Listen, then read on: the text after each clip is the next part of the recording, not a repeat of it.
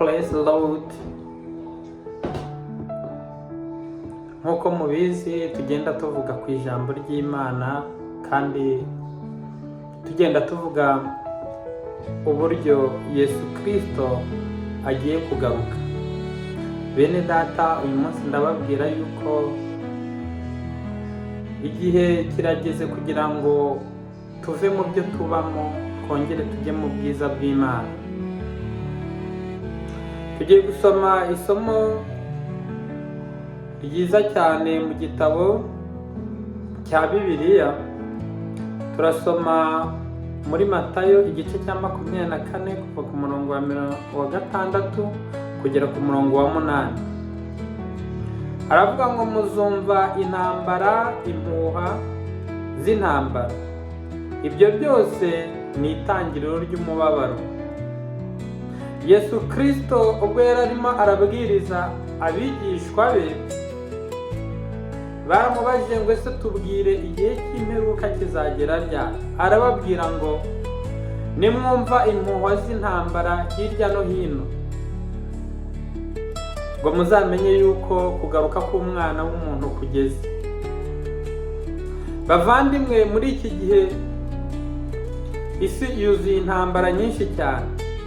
Inzara, indwara, ibibazo, intambara mu bice byinshi by'isi, kandi abantu benshi bibaza ati ese ibi bisobanura iki? Rore mu magambo y'ubuhanuzi Yesu ubwe aratubwira ngo nimwumva intambara hirya no hino, ngo muzitegure yuko kugaruka k'umwana w'umuntu kugeze. Uyu munsi turi kumva intambara hirya no hino, muri Afurika, muri Aziya, muri Amerika, mu Burusiya, nta hantu hatari intambara. Ariko ijambo ry'Imana riratubwira ngo nimwumva intambara ziri hirya no hino, ngo muzamenye yuko kugaruka k'umwana w'umuntu kugeze. Yesu yabiduhanuriye mbere yuko biba. Yatubwiye ko mbere yo kugaruka kwe hazabaho intambara n'ibimenyetso byinshi. Ntabwo tugomba gutinya, ahubwo tugomba kwitegura. Iyo twumvise ibi bimenyetso kandi Bibiliya ibitubwira, ntabwo tugomba kwicara, ahubwo tugomba kwitegurira umwami Yesu Christo ko agiye kugaruka. Uyu munsi wa none muvandimwe, mushiki wanjye, ndagira ngo nkukangurire kugira ngo ugaruke kuri Yesu. Ese uriteguye? Ese uyu munsi wa none Yesu agarutse waba witeguye kugira ngo wumve gushaka kwe? Ese Yesu agarutse waba witeguye kugira ngo Imana ibashe kukujyana? Muri ibi bihe ndagira ngo mbabwire, nimuve mu byo murimo, mureke ibyo murimo, ahubwo mushakishe Uwiteka, nimusenge. Bibiliya tubwira ngo dusenge ubudatinsa, dusenge tubwire Imana ati Imana turagukeneye. Iyo dusoma hano muri Matayo 24:5 aravuga ngo Yesu yavuze ati ishyanga rizatera irindi shyanga n'ubwami buzatera ubundi. Uyu munsi wa none turabona Amerika irimo iratera Iran, tukabona Uburusiya burimo buratera Ukraine. Ibi byose ni amagambo ari mu gitabo cy'Uwiteka kandi ari ubuhanuzi kuri njyewe kandi ku bwawe. Uyu munsi Yesu yiteguye kugira ngo aze mu buzima bwawe, ahindure imibereho yawe, ahindure ubuzima bwawe. Ugomba guhinduka kuko Yesu Christo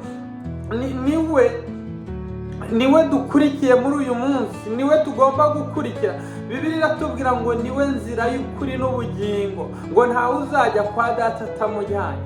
Muri ibi bihe turimo, muri izi ntambara turimo, muri aka kaga, ndagira ngo nguhamagare wowe rubyiruko tungana, wowe ufite imyaka mikeya, abandi nabo bari hejuru.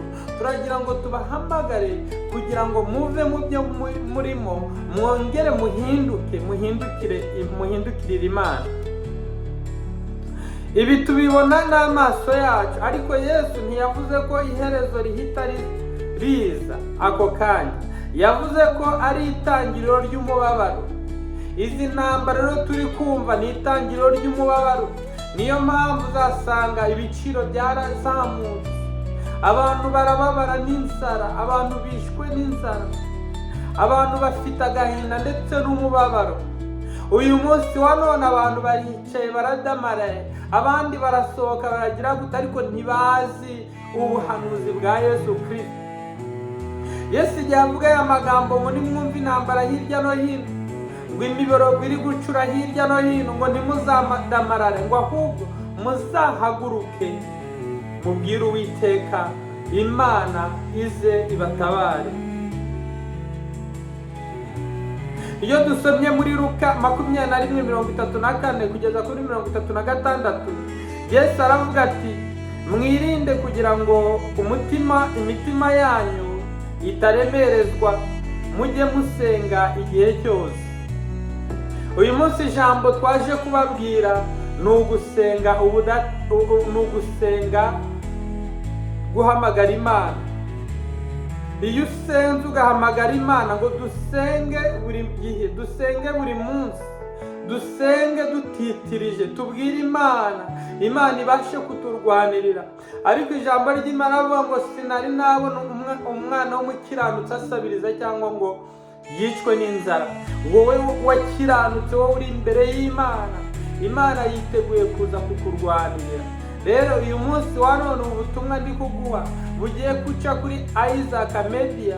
Ndagira ngo mubwize ukuri, wowe aho uri hose, haguruka usenge, ubwire Imana ibi bihe by'intambara, ibihe by'amakuba, tubashe kugendera mu buntu bwayo, tubashe gukizwa, tubashe kuva mu byo turimo, twongere tuyoboke Imana. Imana izakomeza uturinda kandi igendana natwe. Haleluya. Ngo nimwirinde kugira ngo imitima yanyu itaremerezwa, mujye musenga igihe cyose. Mwirinde, mureke twirinde tutaremererwa, tutumva amagambo aturutse hirya, tutumva ngo dukurikire ibi, ariko dukurikire Uwiteka. Iyo wakurikiye Yesu Kristo akuyobora mu nzira nziza, iyo wakurikiye Yesu Kristo aguha imbaraga ndetse no kugendera mu rukundo rwawe rw'Imana.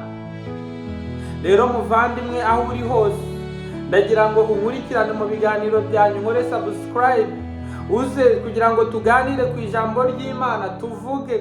Abantu bavuga byinshi, abantu birirwa bavuga intambara hirya no hino, ariko ijambo ry'Imana ryabaye rike, abarireba babaye bake.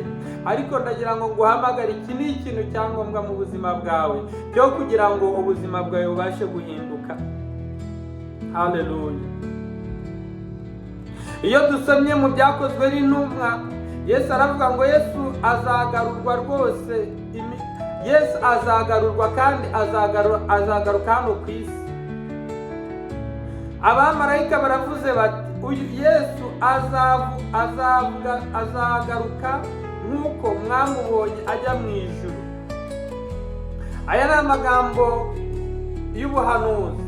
Uko Yesu Kristo yagiye ajya mu ijuru niko azanagaruka, kandi yaravuze ngo azagaruka mu bihe bikomeye nk'ibi ngibi. Yesu arashaka kugira ngo agutabare, ariko aragutabara uri hehe? Ese gusenga kwawe wumva kugeze? Gusenga kwawe, abantu barasenga ariko bagashidikanya, abantu barasenga ariko ntibizera, ariko Yesu yiteguye kugendana nawe. Kandi iryo ni isezerano ridakuka, azaza gufata abamwizeye no gucira urubanza abanze kumwizera.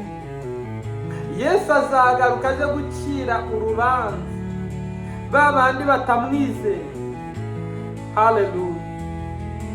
Kandi babantu bamwizeye, Yesu afite ibihembo azabahemba. Nidusoma muri Bibiliya iratubwira uburyo ngo tuzahembwa hano ku isi, ngo tugakubirwa inshuro 100, ngo ariko ngo kandi tukongeraho kujyanwa no mu ijuru. Yesu akadufata akatujyana mu bwami bw'Imana, aho tutazongera kubabara ukundi, aho tutazongera kuba imfubyi, aho tutazongera kwifuza, aho tutazongera kwirirwa dukora ubuze tukabura uko tubigenza. Yesu azatujyana ahantu heza. Haleluya. Iryo sezerano rero ridakuka, azaza gufata abamwizeye no gucira urubanza abanze kumwizera. Bavandimwe, ibi bimenyetso turabibona, ariko ikintu cy'ingenzi si ukureba amakuru gusa, ahubwo ni ukureba imitima yacu.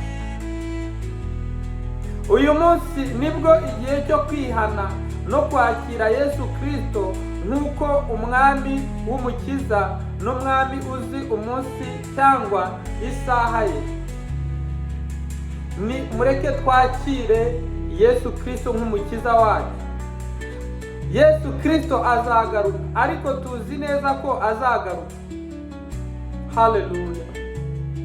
Yesu ashimwe cyane. Ndagira ngo mubwire ukuri mwene data, uwaho uherereye ku isi yose, fata umwanya usenga Imana, fata umwanya uhamagara Imana. Imana yiteguye kugusubiza. Imana yiteguye gusubiza ibibazo byawe. Imana yiteguye kugutegura. Erega iyi si twajemo si yacu, turacumbitse. Hari umunsi umwe ahantu tuzahava.